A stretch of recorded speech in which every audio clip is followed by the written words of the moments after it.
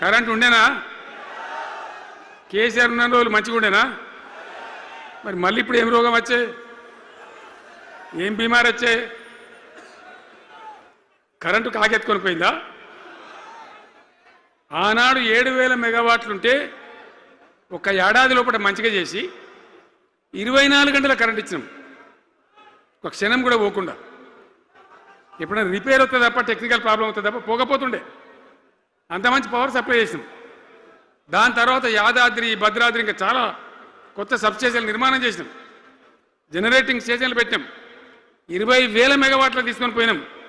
ఏది దరిద్రులకు రాజ్యం అప్పయ్యే ముందు 20,000 మెగావాట్లు తీసుకొని పోయినాం.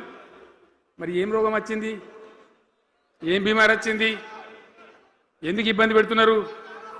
అనేక చోట్ల రైతుల పొలాలు ఎండుతున్నాయి, పేపర్లలో ఫోటోలు వస్తున్నాయి, టీవీలలో వస్తున్నాయి, జనం ఏడుస్తున్నారు. ఎందుకు ఈ బాధ కలుగుతూ ఉంది? ఇది ఆషామాషి వ్యవహారం కాదు, ఇది జీవన్మరణ సమస్య, మన బతుకు తెరుగు సమస్య. ఓట్లు వేసేటప్పుడు నేను సిల్కలకు చెప్పినట్టు చెప్పిన, ఉల్టా పల్టా ఎటుపడితే వేయకుండా దెబ్బతింటారని చెప్పిన. వీళ్ళ గుండె లోపల తడి లేదు. వీళ్ళు రైతు బంధుకు రామ్ రామ్, దళిత బంధుకు జై భీమ్. అయిందా? అట్లే పక్క ముచ్చట.